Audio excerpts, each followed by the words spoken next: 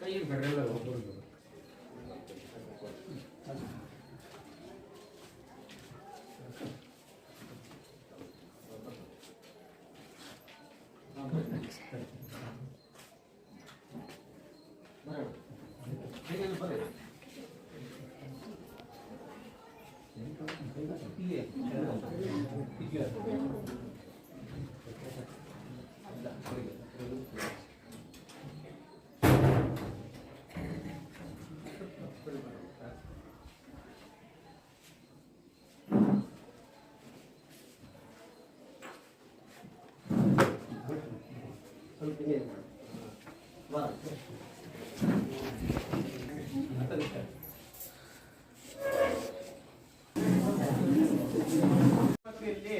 ಈ ಸಭೆ ಕರೆದಲ್ಲ. ಯಾಕಂದ್ರೆ ಇನ್ನು ನಾವು ಪ್ರಾರಂಭ ಹಂತದಲ್ಲಿದ್ದೀವಿ.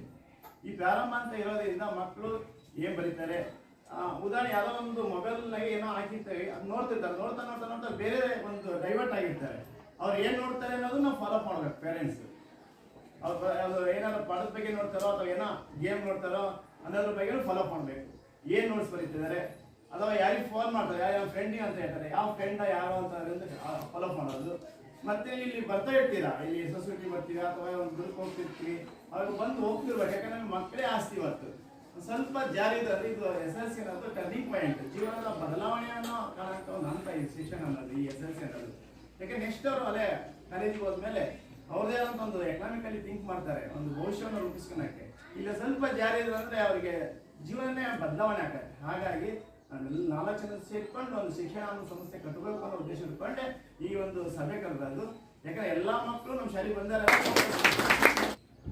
ಸಹಪಾಠಿಗಳೇ ಹಾಗೂ ನನ್ನ ನೆಚ್ಚಿನ ವಿದ್ಯಾರ್ಥಿಗಳ ಪೋಷಕರೇ ಹಾಗೂ ತಂದೆ ತಾಯಿಗೆ ಮತ್ತು ನನ್ನ ನೆಚ್ಚಿನ ವಿದ್ಯಾರ್ಥಿಗಳು, ಈಗ ಒಂದು ಶೈಕ್ಷಣಿಕ ಪ್ರಗತಿ ಮತ್ತು ಒಂದು ಶಾಲೆಗೆ ಕೀರ್ತಿ ಬರಬೇಕು ಅಂತ ಹೇಳಿದರೆ ಈಗ ಪೋಷಕರ ಮತ್ತು ಸಮಾಜದ ಸಹಕಾರದೊಂದಿಗೆ ಅದನ್ನು ನಾವು ಸಾಧಿಸ್ಬೋದು.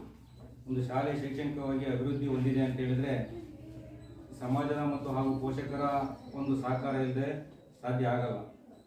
ಹಾಗೆಯೇ ಈ ಮಕ್ಕಳ ಶೈಕ್ಷಣಿಕ ಪ್ರಗತಿ ಯಾವ ರೀತಿ ಆಗ್ತಾ ಇದೆ ಅಂತಕ್ಕಂಥದ್ದನ್ನು ನಮ್ಮಿಂದ ಈಗ ಪೋಷಕರು ನಮ್ಮಿಂದ ನಿರೀಕ್ಷಿಸಬೇಕು. ಅಂದರೆ ನಮ್ಮಿಂದ ಏನು ನಿರೀಕ್ಷಿಸಬೇಕು, ನಮ್ಮಲ್ಲಿ ಈಗ ಎಲ್ಲ ಶಿಕ್ಷಕರು ಈಗ ಆಸಕ್ತಿಯಿಂದ ಮತ್ತು ಶ್ರದ್ಧೆಯಿಂದ ನಿರಂತರವಾಗಿ ಸ್ಪೆಷಲ್ ಕ್ಲಾಸ್ ತಗೊಂಡು ಪಾಠ ಮಾಡ್ತಾರೆ. ಎಲ್ಲರೂ ಅವರ ಕರ್ತವ್ಯನ ನಿಭಾಯಿಸ್ತಾರೆ. ಅದೇ ರೀತಿಯಾಗಿ ಪೋಷಕರು ಸಹ ಈಗ ಈಗ ಇದರಲ್ಲಿ ಶಾಲಾ ಒಂದು ಹಂತದಲ್ಲಿ ಯಾವ ರೀತಿ ಪಾಠಗಳು ನಡೀತಾ ಇದ್ದಾವೆ ಮತ್ತು ನಮ್ಮ ಮಕ್ಕಳು ಯಾವ ರೀತಿ ಓದ್ತಾ ಇದ್ದಾರೆ ಅಂತಕ್ಕಂಥ ನೀವು ಆಗಾಗ್ಗೆ ಬಂದು ವಿಚಾರಿಸ್ಕೊಂತ ಹೋಗ್ತಿರ್ಬೇಕು. ಇಂತಹ ಸಭೆಗಳು ನಮ್ಮ ಒಂದು ಸಂಬಂಧವನ್ನ ಮತ್ತು ಶಾಲಾ ಅಭಿವೃದ್ಧಿಗೆ ಅತ್ಯಂತ ಹೆಚ್ಚು ಪೂರಕವಾಗಿದ್ದಾವೆ. ಚೆನ್ನಾಗಿ ಓದಿಸೋದಕ್ಕೆ ಒಂದು ಅನುವು ಮಾಡಿಕೊಡ್ಬೇಕು. ಮೊದಲ ಪೋಷಕರ ಸಭೆಯನ್ನು ಕರೆಯಲಾಗಿದೆ. ಆ ಒಂದು ಸಭೆಗೆ ನಮ್ಮ ಮುಖ್ಯ ಶಿಕ್ಷಕರು ಅಧ್ಯಕ್ಷರಾಗಿರ್ತಾರೆ. ಹಾಗೆ ನನ್ನ ಸಹಪಾಠಿಗಳು, ಹಾಗೆ ನನ್ನ ಪೋಷಕ ಬಂಧುಗಳು, ಹಾಗೆ ವಿದ್ಯಾರ್ಥಿಗಳು, ಇವರ ಒಂದು ವಿದ್ಯಾಭ್ಯಾಸ ಹೇಗಿರಬೇಕು ಅಂತಕ್ಕಂಥದ್ದು.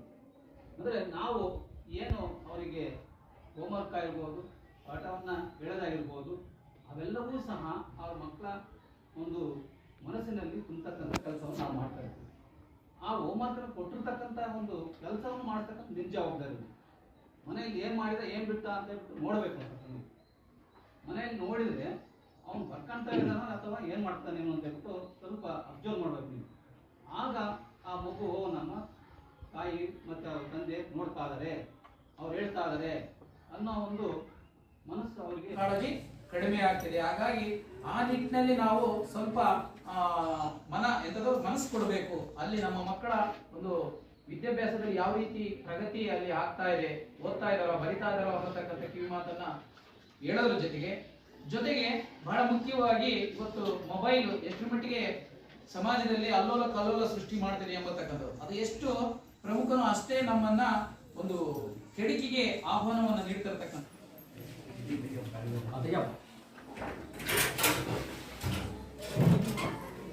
ಎಲ್ಲರಿಗೂ ಮೊದಲಾಗಿ ನಿಮ್ಮ ಮಕ್ಕಳಿಗಾಗಿ ಒಂದು ದಿವಸದ ಮಟ್ಟಿಗೆ ನಿಮ್ಮ ಅಮೂಲ್ಯವಾದ ಸಮಯವನ್ನು ಬದಿಗಿಟ್ಟು ನಮ್ಮ ಕಡೆಗೆ ಹೋಗ್ಬೇಕು ನಿಮ್ಮೆಲ್ಲ ಆಗಮಿಸಿದ ನಿಮಗೆ ನಮ್ಮ ಎಲ್ಲ ಶಾಲೆ ಶಿಕ್ಷಕರ ಪರವಾಗಿ ಮೊದಲಿಗೆ ಧನ್ಯವಾದಗಳು ಹೇಳಿ.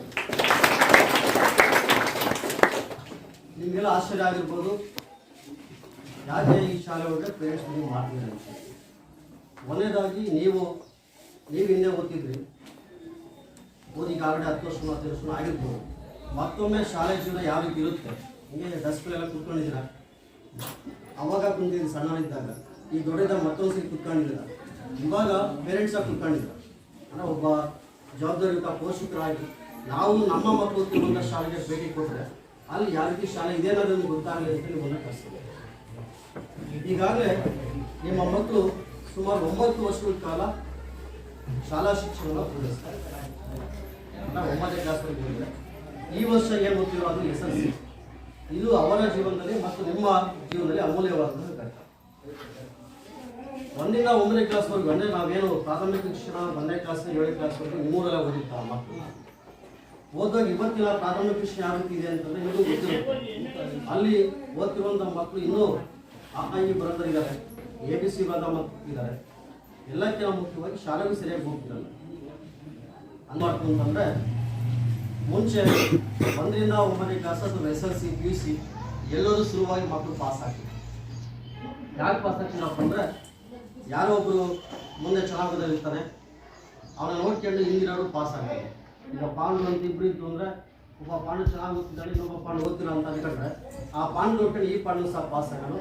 ಕೆಲವೊಬ್ಬರಿಗೆ ಆಶ್ಚರ್ಯ ಆಗಿರ್ಬೋದು, ಅವನೇನು ಓದ್ತಿರಲಿಲ್ಲ SSLC ಪಾಸ್ ಆಗೋದು. ಯಾಕೆಂದರೆ ಅಲ್ಲಿ ಏನೋ ಸ್ವಲ್ಪ ರೈಯಾದ ಸೆಂಟ್ರಲ್ಲಿ ಆಗ ಎಲ್ಲರೂ ಪಾಸ್ ಆಗೋದು. ಅದೇ ಕಳೆದ ವರ್ಷ ಏನಾಗಿದೆಯಪ್ಪ ಅಂದರೆ ನಮ್ಮ ತಾಲೂಕಲ್ಲಿ ಸುಮಾರು 1,500 ಜನ ಮಕ್ಕಳು ಫೇಲ್ ಆಗಿದ್ದಾರೆ. 6,500 ಜನ ಎಕ್ಸಾಮ್ ಬರೆದ್ರು, 4,500 ಜನ ಪಾಸ್ ಆದರು, ಇನ್ನು ಉಳಿದಂತೆ ಎಲ್ಲ ಮಕ್ಕಳು ಫೇಲ್ ಆಗಿದ್ದಾರೆ. ಆ ಪರೀಕ್ಷೆಯ ಬಿಸಿ ನಿಮಗೂ ತಟ್ಟಲಿ, ಬರೀ ಮಕ್ಕಳಿಗಲ್ಲ ಅದು ಪೇರೆಂಟ್ಸ್ಗೂ ತಟ್ಟಬೇಕು ಯಾವ ರೀತಿ ಪರೀಕ್ಷೆ ಇರುತ್ತೆ ಅಂತೇಳಿ. ಆ ಕಲ್ಪನೆ ನಿಮ್ಮಲ್ಲಿ ಮೂಡಲಿ ಅಂತಲೇ ಇವತ್ತೇ ನಾವು ಪೇರೆಂಟ್ಸ್ ಮೀಟಿಂಗ್ನ ಕರೆದ್ರು.